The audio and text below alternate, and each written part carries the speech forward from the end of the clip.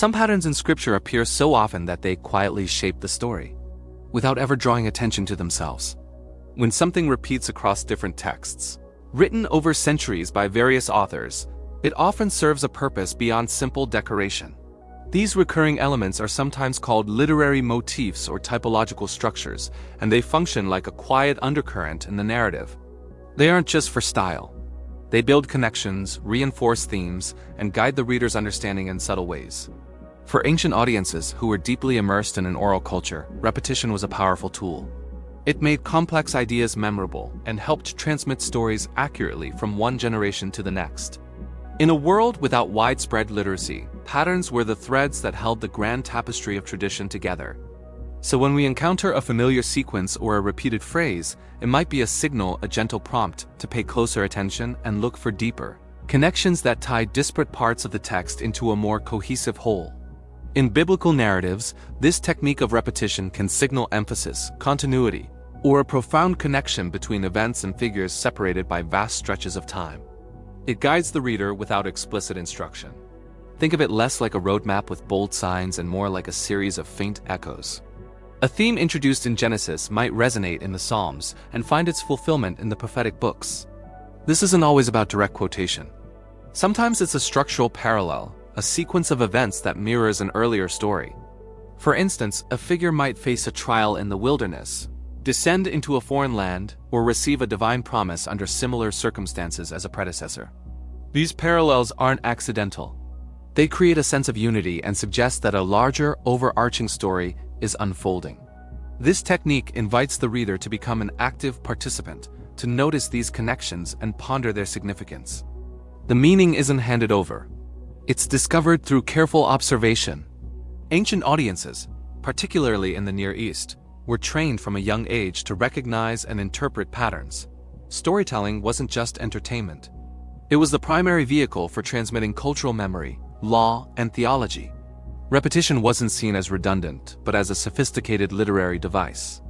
It helped preserve the core meaning and structure of important narratives in cultures shaped profoundly by oral tradition. Before texts were widely available for personal study, stories were heard, memorized, and retold. Patterns made this process possible. A familiar structure or a recurring formula acted as a mental scaffold, ensuring that the essential elements of the story remained intact. This is why certain numbers, phrases, and narrative sequences appear so frequently. They were the anchors of communal memory, helping listeners navigate complex theological ideas and historical accounts long before they were ever read silently from a scroll or a book. Rather than explaining a theme outright, biblical writers often allowed patterns to speak for themselves. This creates a more immersive and contemplative experience for the reader. Instead of being told what to think, the audience is invited to discover meaning. Consider how certain character arcs seem to echo one another. A leader's moment of doubt, a prophet's call to a difficult mission, or a barren woman's miraculous childbirth. These scenarios repeat, but with variations. Each instance adds a new layer of meaning to the archetype. The pattern becomes a conversation across the canon, where later stories comment on, expand, or even reinterpret earlier ones. This method respects the intelligence of the audience, trusting them to connect the dots. It shifts the focus from passive reception to active engagement, transforming the act of reading into a process of discovery. Of course, the existence of these patterns invites multiple interpretations, and scholars approach them from various perspectives. Some interpret these repetitions primarily as evidence of brilliant literary design. In this view, the authors and editors of the biblical texts were master storytellers who intentionally wove these motifs into the narrative to create artistic unity and thematic depth. Others view them through a more theological lens, seeing the patterns as a reflection of a divine plan unfolding throughout history. For them, a repeated structure isn't just a literary device but a sign of providential ordering, where earlier events prefigure later, more significant ones. And still others, focusing on the text's oral origins, see these patterns as essential narrative memory aids. They argue that these repetitions were practical tools that made long and complex stories easier to remember and retell accurately within the community. Each perspective offers a valuable lens for understanding why these patterns are so prevalent and powerful. Over time, these recurring elements subtly influence how stories are understood and interpreted, even when the reader is not consciously aware of them. They shape our expectations and frame our perception of characters and events. When we encounter a story about a younger son who triumphs over his older brother, or a hero who is tested for 40 days in the wilderness, we are subconsciously connecting it to every other time that pattern has appeared. This cumulative effect gives the narrative a sense of weight and inevitability. It makes individual stories feel like part of a much larger, interconnected saga. This is how a collection of diverse texts, written over more than 1,000 years, comes to feel like a single, unified work. The patterns act as the invisible threads binding it all together, guiding the reader's journey through the text and shaping the meaning that is ultimately derived from it.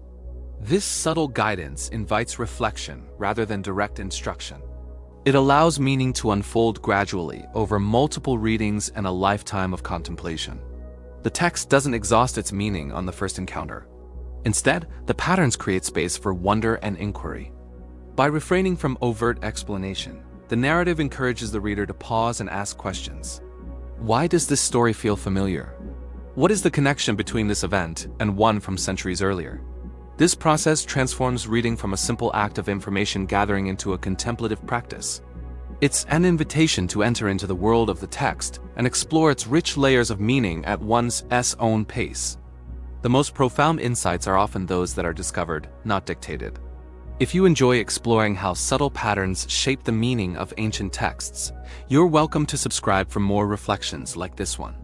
We aim to look at these narratives not just for what they say, but for how they say it, uncovering the quiet literary artistry that has guided readers for millennia. Your support helps us continue this exploration. What repeated pattern do you think influences biblical narratives the most?